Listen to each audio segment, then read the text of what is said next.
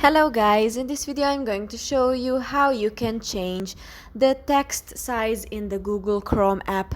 But first I just want to mention, please don't forget to subscribe to my channel, because at 10,000 subscribers I'm going to show you my whole YouTube revenue statistics and growth strategy.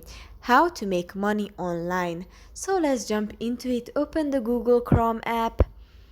Tap on the top right corner on these three little dots. Then go to the settings. If you scroll down here, you can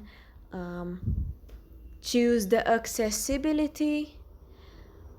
Then if you swipe to the right or to the left, this little blue circle on the scale, then to the right it will be bigger, to the left it will be smaller.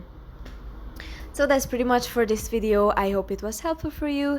If it was, please consider subscribing and see you in the next one.